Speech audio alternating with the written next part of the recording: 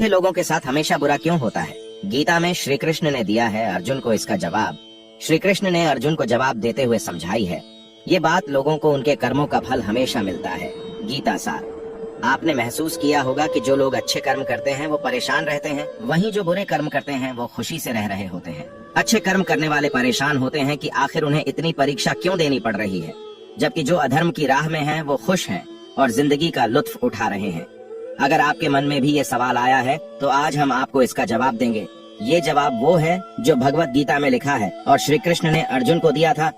भगवत गीता में वर्णित कथा के अनुसार जब भी अर्जुन के मन में कोई दुविधा होती थी तो वो श्री कृष्ण के पास पहुंच जाते थे। एक बार की बात है, अर्जुन ने भगवान श्री कृष्ण के समीप आकर कहा कि वो दुविधा में हैं और इसका जवाब वो श्री कृष्ण से चाहते हैं। श्री कृष्ण ने पूछा कि क्या सवाल है।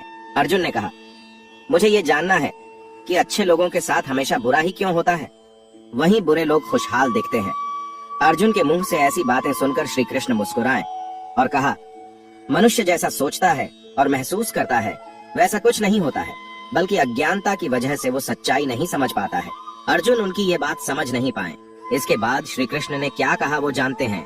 श्री कृष्ण ने अर्जुन से कहा, पार्थ, तुम्हें एक कथा सुनाता हूँ, उसे सुनकर तुम समझ जाओगे कि हर प्राणी को उसके कर्म के हिसाब से ही फल मिलता है। प्रकृति हर किसी को अपनी राह चुनने का मौका देती है। अब वो मनुष्य की इच्छा पर निर्भर करता है कि उसे धर्म की राह चुननी है या अधर्म की।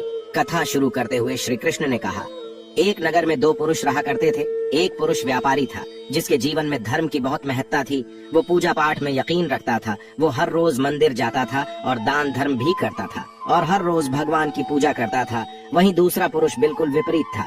वो हर रोज मंदिर तो जाता था लेकिन पूजा करने नहीं, बल्कि मंदिर के बाहर से जूते चप्पल चुराने। उसे दान और धर्म से कोई लेना देना नहीं था। समय बीतता गया और एक दिन बहुत जोर की बारिश हो रही थी। इस वजह से मंदिर में पुजारी के अलावा कोई नहीं था। ये बात जब दूसरे पुरुष को पता चली तो उसने कहा कि ये सही मौका है मंदिर का धन चुराने का। पंडित से नजर बचाकर उसने मंदिर का सारा धन चुरा लिया। उसी समय धर्म कर्म में विश्वास रखने वाला व्यक्ति भी मंदिर पहुंचा। दुर्भाग्य से मंदिर के पुजारी ने उसे ही चोर समझ लिया और चिल्लाने लगे। वहाँ लोग एकत्र हो गए और उसे बहुत मारा। किसी तरह वो बचते बचाते वहाँ से निकला तो दुर्भाग्य ने उसका साथ वहाँ भी नहीं छोड़ा। मंदिर के बाहर वो एक गाड़ी से टकरा गया और घायल हो गया। फिर वो व्यापारी लंगड़ाते हुए घर जाने लगा तो रास्ते में उसकी मुलाकात उस पुरुष से हुई जिसने मंदिर से धन चुराया था। उसने कहा, आज तो मेरी किस्मत चमक गई, एक साथ इतना सारा धन मिल गया। ये सब देखकर उसे बहुत बुरा लगा और उसने अपने घर से भगवान की सारी तस्वीरें निकाल दी। कुछ सालों बाद दोनों पुरुषों की मृत्यु हो गई। मरने के बाद जब दोनों यमराज की सभा में पहुंचे और भले पुरुष ने दूसरे व्यक्ति को देखा तो उसे बहुत गुस्सा आया। उसने क्रोधित होकर यमराज से पूछ ही लिया, मैं तो हमेशा अच्छे कर्म करता था, दान में विश्वास रखता था, उसके बदले जीवन भर मुझे अपमान और दर्द ही मिला और इस व्यक्ति को नोटों से भरी पोटली, आखिर ऐसा भेदभाव क्यों? इस पर यमराज ने कहा, पुत्र, तुम गलत समझ रहे हो। जिस दिन तुम्हारी गाड़ी से टक्कर हुई थी वो दिन तुम्हारे जीवन का आखिरी दिन था, परंतु तुम्हारे अच्छे कर्मों की वजह से तुम्हारी मौत सिर्फ एक छोटी सी चोट में बदल गई। तुम इस दुष्ट व्यक्ति के बारे में जानना चाहते हो। दरअसल इसके भाग्य में राजयोग था, मगर इसके कुकर्मों और अधर्म की वजह से वो सिर्फ एक छोटी सी धन की पोटली में बदल गया।